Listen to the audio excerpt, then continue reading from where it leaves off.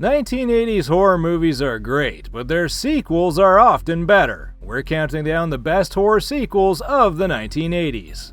Number 9. The Curse 2: The Bite. The Curse 2: The Bite has no connection to the first film, but it's still a great horror movie. An unlucky guy gets bitten by a radioactive snake and mutates into a hideous creature in this wild Italian film. Number 8. Psycho 2. Psycho 2 is an entertaining sequel to the 1960 classic. Anthony Perkins returns as Norman Bates, and even without Alfred Hitchcock directing, it's a bloody good time.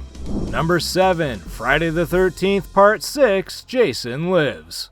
After killing off Jason in Part 4, the final chapter, Paramount came to their senses and brought him back in Friday the 13th Part 6: Jason Lives, honoring its slasher roots with one of the franchise's best films. Number 6. Halloween 2. When it was first released, fans weren't impressed by Halloween 2, but opinions have since changed. It's now considered the best of the sequels, with Michael Myers hunting down Jamie Lee Curtis in a hospital. Number 5. Zombie 3.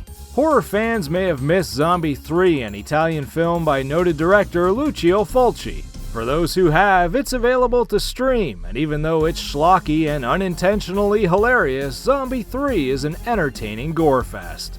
Number 4. A Nightmare on Elm Street 3: Dream Warriors.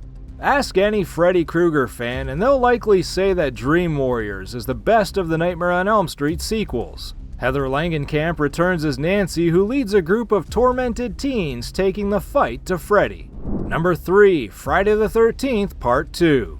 Friday the 13th Part 2 is a near-perfect 80s slasher movie, the rare sequel that's better than the original. It made Jason Voorhees a horror icon, even while wearing a sack instead of his iconic hockey mask. Number 2. Aliens.